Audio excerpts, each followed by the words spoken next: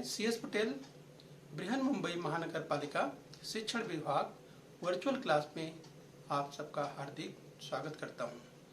बच्चों, वैश्विक महामारी के चलते इस वर्ष का अध्ययन अध्यापन का कार्यक्रम प्रभावित हो रहा है। ऐसे में हमारी बृहन मुंबई महानगर पालिका ने प्रत्येक विद्यार्थी तक ऑनलाइन टीचिंग पहुंचाने का प्रयास शुरू कर दिया है।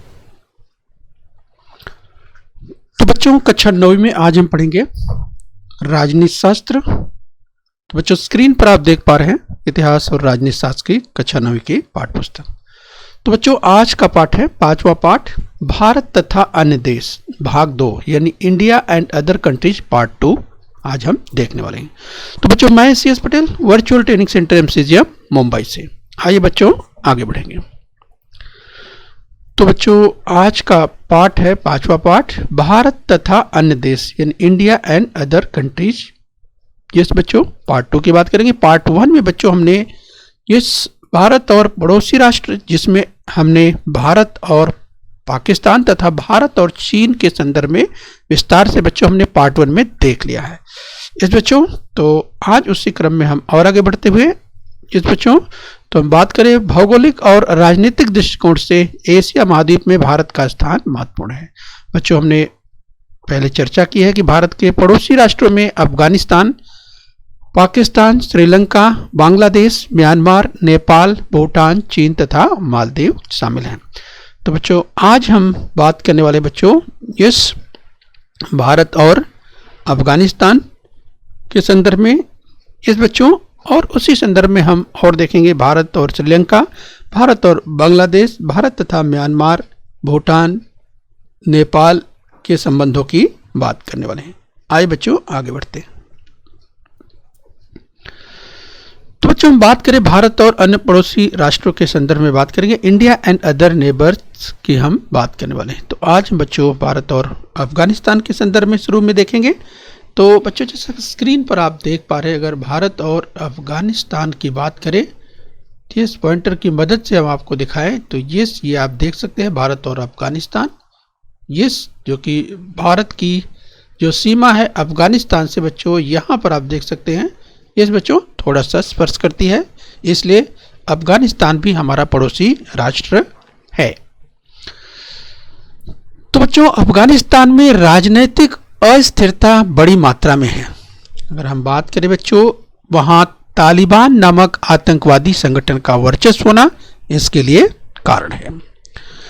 बच्चों, अफगानिस्तान में शांति, सुरक्षा और स्थिरता लाना, वहाँ चल रही हिंसा की रोकथाम करना, लोकतांत्रिक सरकार की स्थापना करने में सहायता करने के लिए भारत ने अफगानिस्तान की सहायता की है। तो बच्चों, बात हो रही है अफगानिस्तान की। तो आप देख रहे हैं बच्चों अफगानिस्तान को हिस्सा, यस, तो आप देख सकते हैं बच्चों अफगानिस्तान की राजधानी भी यहाँ आपको दिखाई गई है। तो यस, यहाँ आपने देखा कि किस तरह से भारत ने अफगानिस्तान की सहायता की। आइए बच्चों, इस क्रम में हम और आगे बढ़ेंगे। यस बच्चों, हम बात कर रहे हैं भारत और अफगानिस्तान के संबंधों की बात कर रहे हैं। बच्चों, अफगानिस्तान की अगर बात करें तो इसी तरह युद्ध व्यवस्था के कारण नष्ट हुई परिवहन सुविधा का निर्माण करना, सड़कों का निर्माण करना, विज्ञान और तकनीकी ज्ञान क्षेत्र में सहयोग, विद्यालय, स्वास्थ्य सुविधा, सिंचाई परियोजना का निर्माण करना जैसे सभी क्षेत्रों में भारत अफगानिस्तान की सहायता कर रहा है। राइट। तो यहाँ बच्चों बात हो रही है अब भारत के पड़ोसी देश अफगानिस्तान की। भारत किस तरह से सहयोग कर रहा है, किस तरह से मदद कर रहा है। यस, तो देखा आपने कि चाहे सड़कों के निर्माण की बात हो, विज्ञान तकनीकी ज्ञान के क्षेत्र की बात हो, विद्यालय स्वास्थ्य सुविधा की बात हो, सिंचाई परियोजनाओं की बात हो, तो किस तरह से भारत जो है वो अफगानिस्तान की सहायता कर रहा है। आइए बच्चों, इस क्रम में हम और आगे बढ़ लेते हैं। तो चलिए बच्चों, इस क्रम में हम बात करेंगे बांग्लादेश की। तो बांग्लादेश हमारा पड़ोसी राष्ट्र। तो वर्तमान बांग्लादेश अर्थात पहले का पूर्वी पाकिस्तान। बच्चों, आपको याद होगा पार्ट 1 में भी हमने देखा था ये किस तरीके से भारत ने बांग्लादेश को मदद की।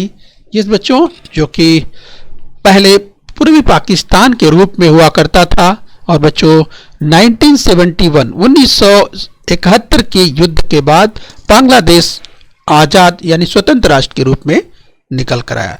तो पाकिस्तान के निर्माण के समय पाकिस्तान का विभाजन और पश्चिमी और पूर्वी पाकिस्तान के रूप में था। यस बच्चों, जो ये पाकिस्तान आप देख पा रहे हैं बच्चों, ये पश्चिमी पाकिस्तान, और जो बांग्लादेश देख रहे हैं बच्चों, ये पहले पूर्वी पाकिस्तान के रूप में जाना जाता था, यानी बच्चों 1971 के पहले।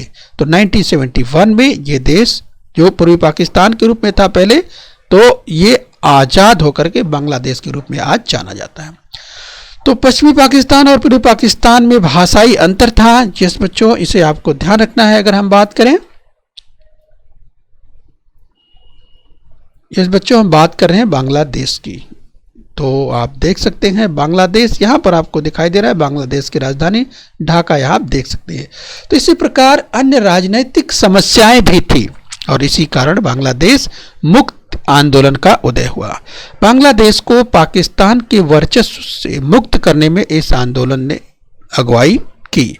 बांग्लादेश मुक्ति संग्राम में भारत ने बांग्लादेशियों की सहायता की थी। राइट, ध्यान रखिए बच्चों, बांग्लादेश मुक्ति संग्राम में भारत ने बांग्लादेशियों की सहायता की थी। आइए बच्चों, इसी क्रम में और आगे बढ़ेंगे। ये सब भारत और बांग्लादेश की बात कर रहे हैं। बांग्लादेश हमारा पड़ोसी राष्ट्र 1971 वर्ष 1971 में बांग्लादेश का निर्माण हुआ। भारत और बांग्लादेश के बीच पानी के बंटवारे के संबंध में और सीमा रेखा के संबंध में कुछ समझौते हुए बच्चों, फलतः उनके बीच चल रहा संघर्ष समाप्त होकर के उनमें व्यापारिक संबंध बढ़ना आरंभ हो चुका है। तो बच्चों, हम बात कर रहे हैं भारत और बांग्लादेश की, यानी भारत और जो हमारा पड़ोसी राष्ट्र बांग्लादेश है उसकी हम बात कर रहे हैं। आइए बच्चों, इसी क्रम में हम और आगे बढ़ते हैं।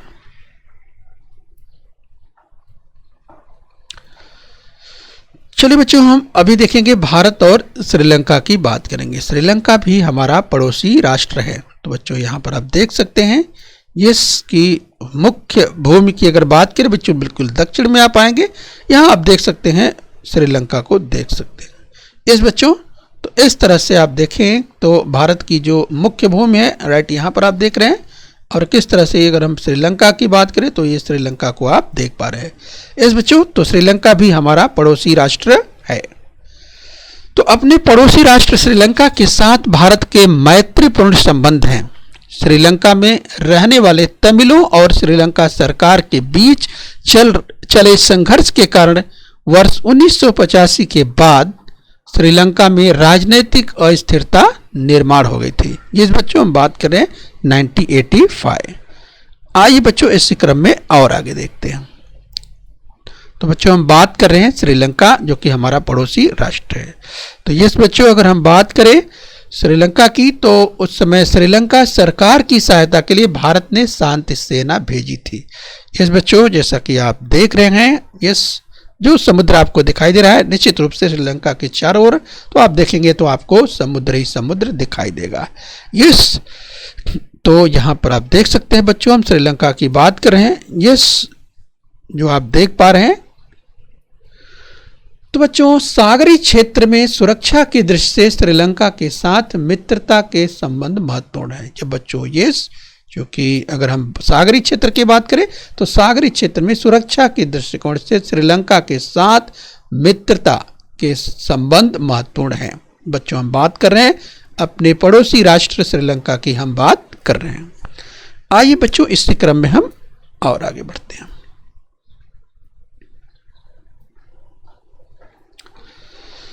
चलिए बच्चों, हम पड़ोसी राष्ट्र नेपाल की बात करेंगे।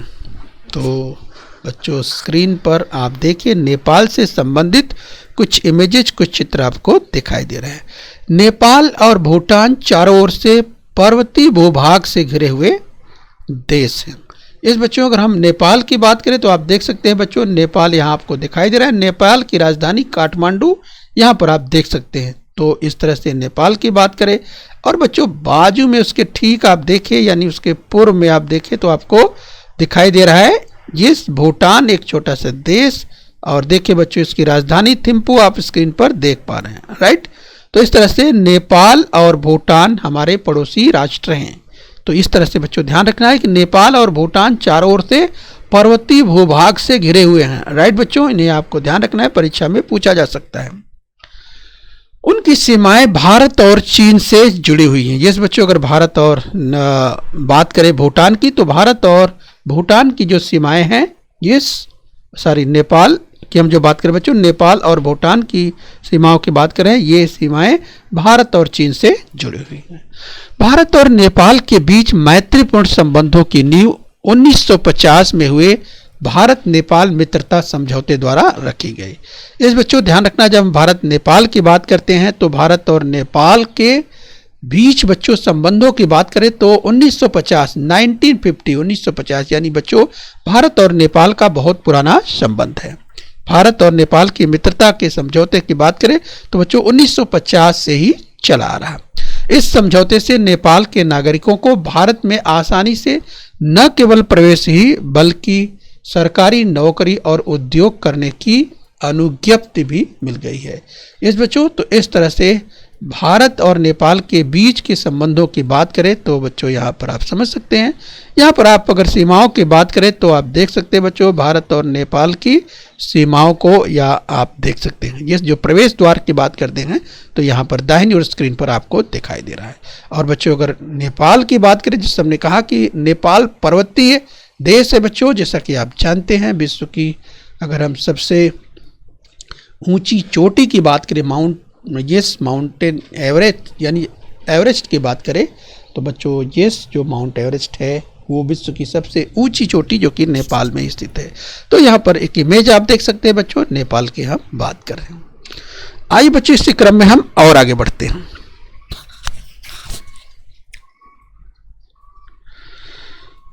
तो बच्चों हम नेपाल की बात कर रहे हैं तो नेपाल की अगर खेती की बात करें बच्चों तो आप स्क्रीन पर बाईं ओर चित्र देख पा रहे हैं नेपाल के कृषि की।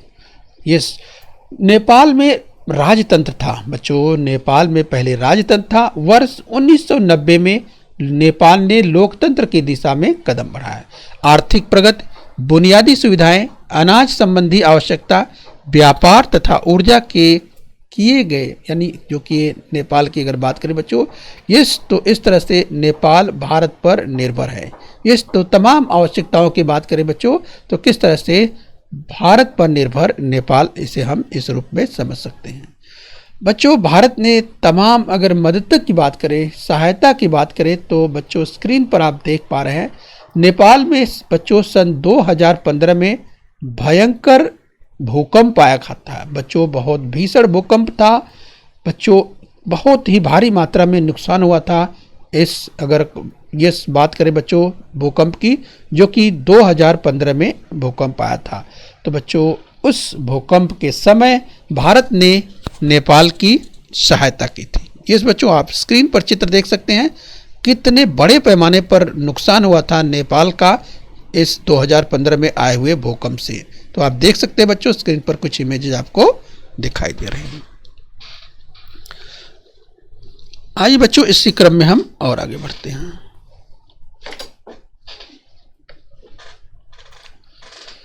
बच्चों हम बात करेंगे भूटान की, तो स्क्रीन पर भूटान से संबंधित कुछ इमेज आपको दिखाई दे रहे हैं। तो बच्चों अभी हम बात करेंगे भूटान की बात करें तो स्क्रीन पर आप छोटा सा एक देश यहाँ पर आप देख पा रहे हैं भूटान, इसकी हम बात कर रहे हैं। तो बच्चों भूटान की सुरक्षा की जिम्मेदारी भारत पर है। राइट, भूटान एक छोटा सा देश है, उसका पड़ोसी राष्ट्र बच्चों अगर बात करें चीन, जो कि एक मजबूत राष्ट्र है, एक विकसित देशों की श्रेणी में आता है। तो बच्चों भूटान की सुरक्षा की जिम्मेदारी भारत पर है। तो स्क्रीन पर आप देख सकते हैं बच्चों भूटान में पानी का प्रचंड स्रोत है। अगर बच्चों पानी की बात करें तो भूटान में पानी का प्रचंड स्रोत है।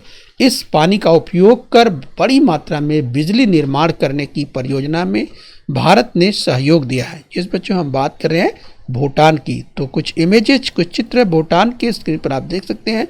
भूटान एक पर्वतीय देश है बच्चों, आप देख सकते हैं यहाँ पर जो है इससे संबंधित कुछ इमेज कुछ चित्र आपको दिखाई दे रहे हैं। तो आपको बच्चों ध्यान रखना है कि किस तरह से भूटान में पानी का प्रचंड स्रोत है और इस पानी का उपयोग कर बड़ी मात्रा में बिजली निर्माण करने की परियोजना में भारत ने सहयोग दिया है। आइए बच्चों इसी क्रम में हम और आगे बढ़ लेते हैं। चलिए बच्चों, हम जब पड़ोसी राष्ट्रों की बात हो रही है तो आइए इसी क्रम में हम बात करेंगे इस अपने पड़ोसी राष्ट्र म्यांमार की बात कर रहे हैं। तो बच्चों स्क्रीन पर आप देख पा रहे हैं, इस म्यांमार को देख पा रहे हैं। यस बच्चों, म्यांमार की बात करें तो यहाँ स्क्रीन पर आप देख पा रहे हैं म्यांमार को। यस, तो बच्चों अगर हम बात करें म्यांमार की, तो म्यांमार भारत के पूर्व की ओर स्थित दक्षिणी पूर्वी एशियाई राष्ट्रों को भारत से जोड़ने वाला प्रवेश द्वार है। यस बच्चों, तो यहाँ पर आप समझ सकते हैं जब दक्षिण पूर्व की बात करते हैं, यस बच्चों साउथ ईस्ट की बात करते हैं, तो साउथ ईस्ट यानी दक्षिण पूर्व एशियाई राष्ट्रों को भारत से जोड़ने वाला प्रवेश द्वार के रूप में माना जाता है म्यांमार। यस बच्चों, तो इस तरह से म्यांमार हमारा पड़ोसी राष्ट्र है और इस भाग में विकसित हो रहे रेल मार्ग और राजमार्ग के दक्षिण यानी राजमार्ग के कारण दक्षिण एशिया, मध्य एशिया और दक्षिणी पूर्वी एशिया एक दूसरे को साथ जोड़े जाएंगे। यस बच्चों, तो यहाँ पर आप समझ सकते हैं, अगर हम भारत की बात करें, इंडिया की बात करें, तो यहाँ पर आप देख सकते हैं। और जिस राजपथ की हम बात करें, जिस रोडवेज की अगर बात करें, तो देखिए किस तरह से ये जो हाईवे है आप देख सकते हैं बच्चों, राइट। तो इस तरह से यहाँ पर आप समझ सकते हैं कि किस तरह से दक्षिणी पूर्वी एशिया को एक साथ अगर जोड़ने की बात होती है, तो ये तो राजमार्ग की हम बात करें, इसके साथ साथ रेल मार्ग का भी विकास हो रहा है और इस तरह से ये मध्य एशिया और दक्षिण पूर्वी एशिया एक दूसरे के साथ जोड़े जाएंगे। इससे इस प्रदेश का व्यापार तथा आर्थिक लेन देन बढ़ेगा तथा म्यांमार से प्राकृतिक वायु की आयात कर सकता है। यस बच्चों, अगर हम बात करें म्यांमार से भारत प्राकृतिक वायु की आयात कर सकता है। तो इस दृष्टिकोण से आप समझ सकते हैं, अगर म्यांमार की बात करें तो आप देख सकते हैं बच्चों, म्यांमार को आप देख सकते हैं यहाँ पर दाहिनी ओर एक इमेज, एक चित्र और दिखाया जा रहा है। आइए बच्चों इस क्रम में हम और आगे बढ़ते हैं। बच्चों इस क्रम में हम मालदीव की बात करेंगे। जब हम पड़ोसी राष्ट्रों की बात कर रहे हैं तो ये बच्चों हम बात करेंगे मालदीव की। तो बच्चों स्क्रीन पर यहाँ पर आप देख सकते हैं, अगर मालदीव की बात करें तो ये भारत का, अगर भारत की मुख्य भूमि की बात करें जो कि दक्षिणी की बात करें, तो यहाँ पर आप देख पा रहे हैं। और बच्चों यहाँ से आप देखिए बच्चों, अगर हम मालदीव की बात करें तो ये मालदीव जो कि हमारा पड़ोसी राष्ट्र है और बच्चों आप देखिए हिंद महासागर में यहाँ आपको ये मालदीव दिखाई दे रहा है, जिसकी राजधानी माले यहाँ पर आप देख पा रहे हैं, राइट। तो ये मालदीव जिस बच्चों समुद्र में स्थित है, हिंद महासागर में स्थित एक छोटा सा देश है और बच्चों जो कि हमारा पड़ोसी राष्ट्र है और जिसकी राजधानी माले है। तो इस बच्चों हम बात कर रहे हैं मालदीव की। बच्चों आरंभिक काल से ही भारत और मालदीव के बीच मैत्रीपूर्ण संबंध रहे हैं। भारत के दक्षिण में स्थित यह राष्ट्र अनेक कारणों से भारत पर निर्भर है। वर्ष 1981 से इन दो राष्ट्रों ने इस व्यापारी संबंध स्थापित किए हैं, यानी भारत और मालदीव की बात हो रही बच्चों। बुनियादी क्षेत्रों का विकास, स्वास्थ्य, यातायात जैसे क्षेत्रों में भारत ने मालदीव की बड़ी मात्रा में आर्थिक मदद की है। तो बच्चों अगर हम मालदीव की बात करें तो ये बच्चों यहाँ पर आप समझ सकते हैं कि वर्ष 1981 यानी 1981 की बात करें, 1981 से इन दो राष्ट्रों ने व्यापारिक संबंध स्थापित किए हैं। ये बच्चों कि किस तरीके से ये मालदीव को आगे बढ़ाया जाए और भारत इस संदर्भ में किस तरह से ये व्यापारिक संबंध स्थापित किया है। बुनियादी क्षेत्रों का विकास किस तरह से किया जाए, स्वास्थ्य और यातायात जैसे क्षेत्रों में भारत ने मालदीव की बड़ी आर्थिक मदद की है। ये बच्चों अगर हम बात करें, चाहे हम व्यापारिक क्षेत्र की अगर बात करें, इसमें बच्चों अगर ट्रांसपोर्टेशन की बात करें जो कि बड़े पैमाने पर आप देख सकते हैं बच्चों, अगर जल यातायात की बात करें, वाटर ट्रांसपोर्ट बड़े पैमाने पर बच्चों यहाँ पर होता है। और निश्चित रूप से बच्चों चूँकि आप जानते हैं जैसा कि मालदीव जो है बच्चों चारों तरफ से घिरा हुआ ये बच्चों हिंद महासागर में है, सागर में, इसी कारण जो है वाटर ट्रांसपोर्ट का यहाँ पर बड़ी मात्रा में उपयोग किया जाता है। ये तो यातायात जैसे क्षेत्रों में भारत ने मालदीव की बड़ी मात्रा में आर्थिक सहायता की है, ये हमें ध्यान रखना है। आइए बच्चों इसी क्रम में हम और आगे बढ़ते हैं। तो बच्चों हम बात कर रहे हैं मालदीव की। तो बच्चों वर्ष 2006 के बाद इस बच्चों अगर हम मालदीव की बात करें तो वर्ष 2006 के बाद उनमें रक्षा क्षेत्र में भी सहयोग की शुरुआत हुई है। इस बच्चों अगर हम बात करें भारत और मालदीव की तो इस बच्चों स्क्रीन पर जैसा कि आप देख पा रहे हैं, यहाँ हम बात कर रहे हैं मालदीव की, तो भारत और मालदीव के बीच वर्ष 2006 के बाद रक्षा के क्षेत्रों में भी सहयोग की शुरुआत हुई है। भारत ने मालदीव को सुरक्षा व्यवस्था मजबूत करने के लिए सहायता देना प्रारंभ किया है। अंतरिक्ष सहयोग, ऐतिहासिक वस्तुओं का संरक्षण, पर्यटन जैसे क्षेत्रों में दोनों राष्ट्रों में समझौते हुए। तो बच्चों यहाँ पर जैसा कि हमने देखा कि किस तरह से चाहे हम ट्रांसपोर्ट की बात करें या बच्चों हमने जिस ऐतिहासिक वस्तुओं के संरक्षण की बात करें या अंतरिक्ष सहयोग की बात करें तथा पर्यटन की बात करें, पर्यटन का उद्योग जो कि बच्चों इस यहाँ पर अच्छी तरह से फलता फूलता है। अगर हम मालदीव की बात करें तो पर्यटन जैसे क्षेत्रों में भी दोनों राष्ट्रों अर्थात भारत और इस मालदीव के बीच में बच्चों एग्रीमेंट अर्थात समझौते हुए हैं। इस तरह से इस यहाँ पर देखा आपने कि भारत और मालदीव के बीच तमाम ऐसे क्षेत्रों की अगर बात करें, इस अगर हम आपको याद दिलाएं बच्चों, इस अंतरिक्ष सहयोग की बात करें, ऐतिहासिक वस्तुओं के संरक्षण की बात करें या पर्यटन की बात करें, इस इन तमाम क्षेत्रों में भारत और मालदीव के बीच में समझौते हुए। इसी प्रकार आतंकवादी जैसी समस्याओं से लड़ने के लिए भी परस्पर सहयोग करने का निश्चय किया गया। इस तरह से भारत और मालदीव ने मिल करके जो आतंकवादी समस्याएं हैं उनसे किस तरह से निपटा जाए, इसके लिए भारत और मालदीव के बीच में करार हुआ है, समझौता हुआ है। इस बच्चों इसे हमें ध्यान रखना है। आइए बच्चों इसी क्रम में हम और आगे बढ़ते हैं। तो बच्चों अभी हम बात करेंगे दक्षिण एशियाई सहयोग संगठन यानी SAARC की हम बात कर रहे हैं। राइट बच्चों, तो स्क्रीन पर आप देख सकते हैं SAARC। SAARC का क्या मतलब है बच्चों? अगर हम SAARC की बात करें तो S का मतलब साउथ, A का मतलब एशियन, A का मतलब एसोसिएशन फॉर, R का मतलब रीजनल और C का मतलब कोऑपरेशन। इस तरह से बच्चों SAARC south Asian association for regional cooperation यानी बच्चों दक्षिण एशियाई सहयोग संगठन जिसे सार्क, ये सार्क नाम से जाना जाता है। आइए बच्चों इसके बारे में जानकारी प्राप्त करते हैं। सार्क यानी दक्षिण एशियाई राष्ट्रों द्वारा वर्ष 1985 में स्थापित किया गया एक प्रादेशिक संगठन है। तो बच्चों सार्क क्या है? एक प्रादेशिक संगठन है। बच्चे इसमें कौन कौन से राज्य शामिल हैं? तो ध्यान रखिए, south Asian association for regional cooperation. Right, तो ये आपको ध्यान रखना है। सार्क संगठन से तात्पर्य है कि सभी दक्षिण एशियाई देशों द्वारा एकत्रित होकर अपनी समान समस्याओं और समान हितों पर चर्चा करने के लिए बनाया गया एक मंच। तो बच्चों क्या है सार्क? ये एक मंच है। और बच्चों मंच किस लिए तैयार किया गया है?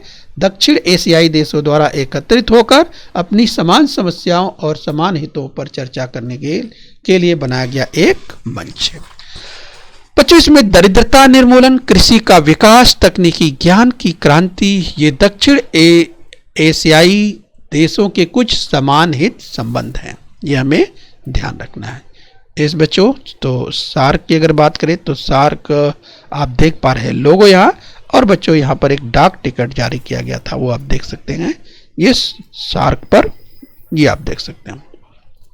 दक्षिण एशियाई देशों को परस्पर व्यापार करना अधिक सरल हो, इसके लिए सार्क के मंच पर कुछ महत्वपूर्ण समझौते किए गए हैं। इस बच्चों तो दक्षिण एशियाई देशों को परस्पर व्यापार करना अधिक सरल हो सके, इसके लिए सार्क के मंच पर कुछ महत्वपूर्ण समझौते किए गए। उसके अनुसार संपूर्ण दक्षिण एशिया का एक मुक्त व्यापार क्षेत्र निर्माण करने का निश्चय किया गया। इस बच्चों ध्यान रखना है कि किस तरीके से एक मुक्त व्यापार क्षेत्र निर्माण करने का निश्चय किया गया है। तो बच्चों हम बात कर रहे हैं सार्क की, यानी south Asian association for regional cooperation की बात कर रहे हैं।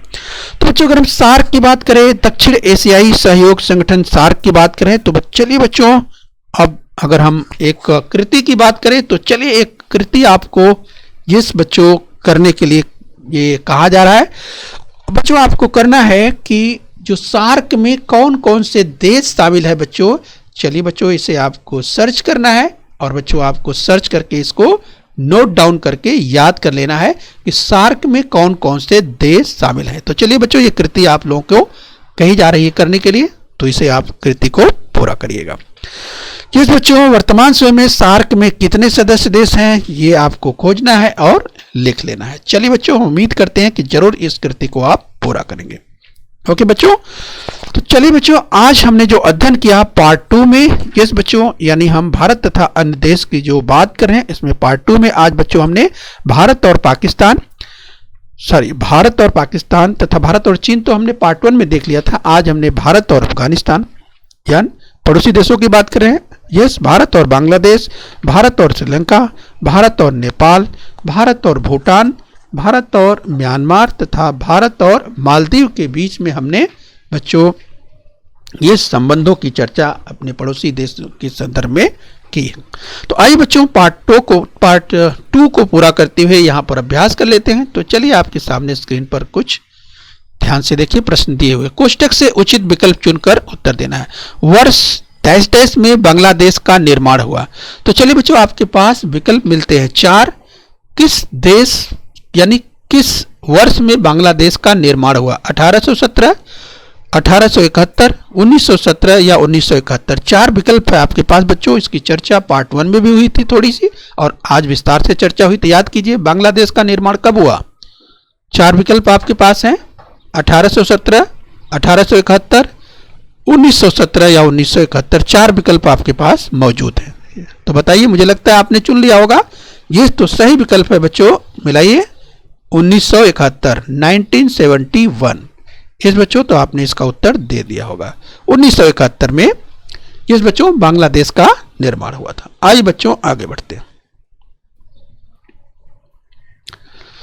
चलिए बच्चों दूसरा प्रश्न है, भारत और नेपाल के बीच मैत्रीपूर्ण संबंधों की नींव वर्ष यानी किस वर्ष में?